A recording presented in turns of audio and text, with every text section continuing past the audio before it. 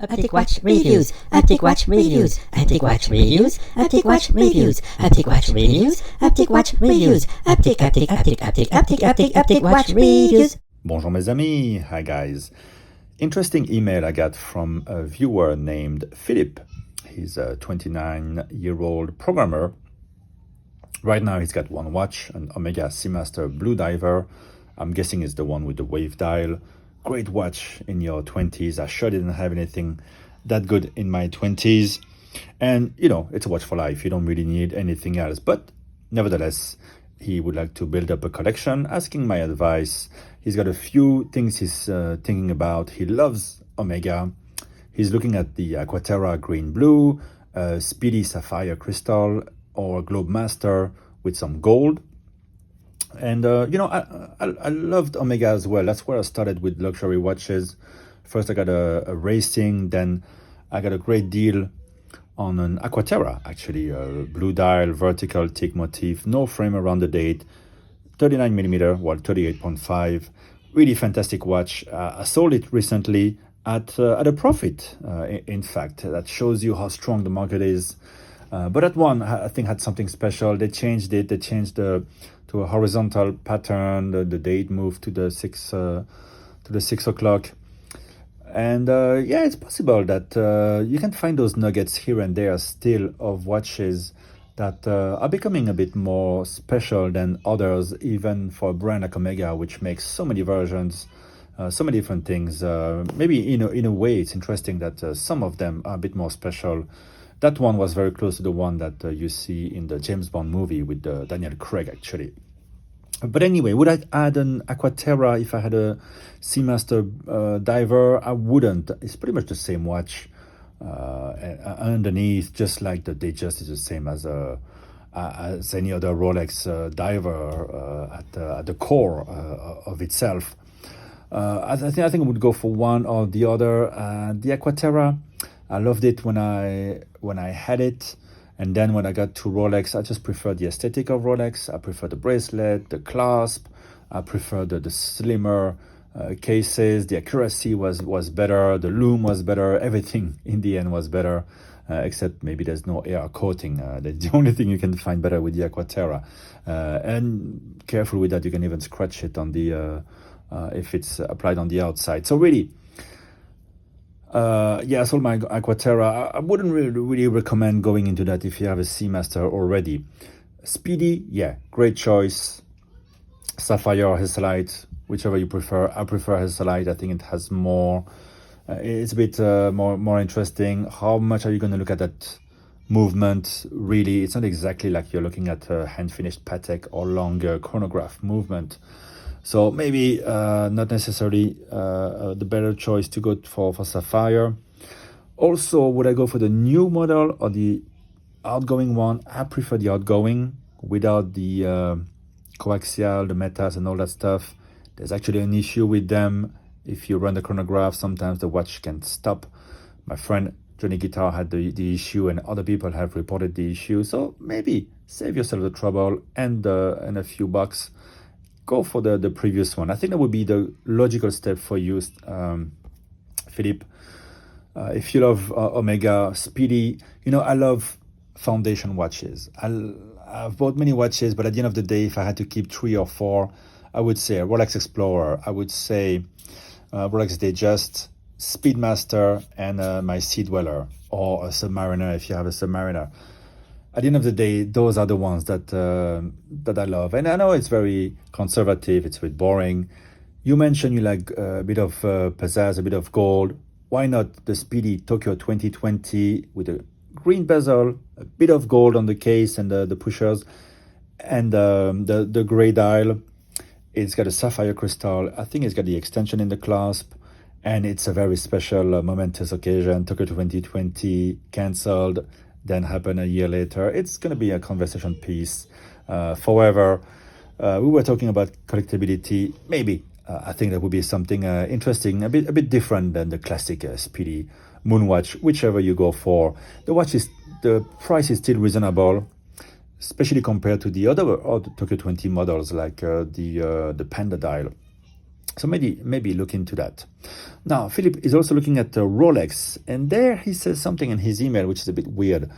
He says more like a status watch. And he's looking at the two-tone Datejust Wimbledon, which I love. I considered it. I think it's a great watch to own for your pleasure as a watch geek, but to wear in situation, at parties, at the office, I couldn't see myself just wearing something so outlandish. Also, he's looking at the GMT Master 2 root beer, which he's trading at 20 grand. Man, going a 29-year-old from a Seamaster to a 20 grand watch. I don't know how good how well you're doing at your job. Maybe you're doing very well, much better than I was back then. But it seems like a very expensive watch. So maybe down the line, maybe in 5-10 years, if things are good. Overall, as a global advice, I would say if you can't afford 10 of them, don't buy one of them to avoid any big trouble. So basically, keep your watch collection at 10% of your total worth at most. And there you won't get into any trouble. Of course, I love the GMT Master 2, any of them. The root beer is fantastic. Or a bit more toned down than the two-tone Datejust. Actually, the two-tone Datejust Wimbledon also comes with a Rolex, which is going to marry a bit better with the skin tones if you have a bit of a tan. Slightly more discreet than the yellow gold, which is the look for that watch. But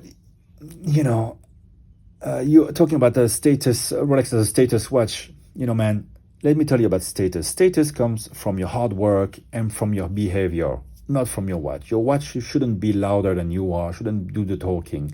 You're the one, you're the man, and the watch should just be a reflection of yourself, not try to be louder than you are. So bad idea to consider Rolex as a status watch. The only status it can give you is that of a douchebag. Whether you go to a very common type of place, you're going to McDonald's, people look at you like you're a douchebag. And if you're invited to the country club, people look at you like a douchebag because you're just obviously trying to show off a little bit of wealth, while people there probably own a yacht and they go for Patek, the understated watch, the Bauhaus look. People who who only want people who are in the know to realize that they have wealth. So you don't want a flashy, loud Rolex. That's my opinion. As much as I love them, I love the two-tone Datejust Wimbledon. I would just buy it just to wear it at home in my bed, just for my own pleasure. But outside, even the one that I got, which is the steel version, Jubilee, with the fluted bezel, that fluted bezel is so eye-catching. I feel a bit sometimes awkward wearing it. I'd rather wear my Explorer, very toned down, but a very manly watch, a very cool watch, which, by the way, is a great watch to own. If you have the Omega Seamaster, and the reason I sold my Aquaterra is because I have the Explorer, which is a watch for life for me. 39mm is discontinued. Yes, now it's expensive, but what a watch. What a fantastic watch. I don't know why they discontinued it, but hey, good for me. Last thing you're considering, Philip, the Zenith Chronomaster Sport in white or black. Well, first, they're pretty hard to get right now. Secondly, I've got the black one. Do I wear it a lot? Not so much. Every time I look at it, I think it's beautiful. It's very functional. It's got a date, a great, interesting chronograph. Love the colors on the dial. Bit of a more modern look than the Rolex and the Omegas, the Omega cases. I don't bond with it as much as my Speedy. If I had to keep one, I would just keep my very affordable Speedy Moonwatch. I paid $3,000 for it, and I'm so happy with it. It's just every time I wear it, I just feel so at home. While the Chronomaster feels a bit more foreign to me for some reason. But then again, I have so many watches. I have so much choice. You're building up. Asking my advice, I'd go for a Speedy. If you want something a bit with a bit of pizzazz, get one of the limited edition, whatever it is, Tokyo 2020 or Apollo or something, whatever floats your boat, and then you have something a bit special. If you can afford the Datejust Wimbledon, well then try to get the Ed White, Speedmaster, and then you have something really worth looking at through the case back. That's a watch that I would love owning if I was to own another Speedy. So there you go. And Philip is asking me if I have other suggestions. Obviously, for me, as I said, I prefer going for fundamental pieces, the Speedies, the Subbies, the Sea Dwellers. It's where I would go. Would I go to Aquaterra? If you're considering a Datejust, no, don't waste your money into Aquaterra. Just save up for the Datejust. When would I buy it? I don't know how well you're doing. I would just go first to a Speedy, and then mid 30s, maybe get a Datejust and a GMT Master 2 later on.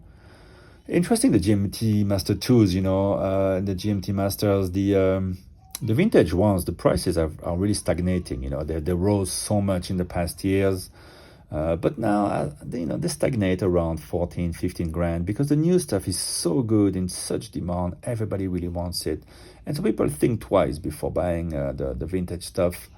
The vintage stuff is set in stone. It's they're never going to make it again like that, and they have their charm. So maybe it's interesting to get a vintage one as well, something to consider. Other brands and all that, at the end of the day, as I said, my greatest pleasure comes from oyster cases, from the Explorer 39mm, from the Datejust, from my Sea Dweller, which I'm wearing right now. You can still get the Sea Dweller 4000.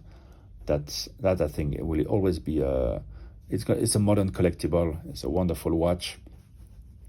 And the Speedmaster, you're never wrong in any situation if you wear a Speedmaster or an Explorer. That's something not to forget. People know what it is, but at the same time, it doesn't catch the eye. It's not loud. It just says that you know your watches. So maybe that's where I would go first. All right, guys. I hope that was somewhat interesting to all of you, and especially to you, Philip. Thank you for your email. And all the best in your programming career. I hope you get to buy all the watches that you love. Get that Speedy, then later on get a Datejust, and celebrate your 40s with a nice, understated Patek Philippe Calatrava, for example. All right, guys. Thanks for watching. So long. Bye-bye. Au revoir.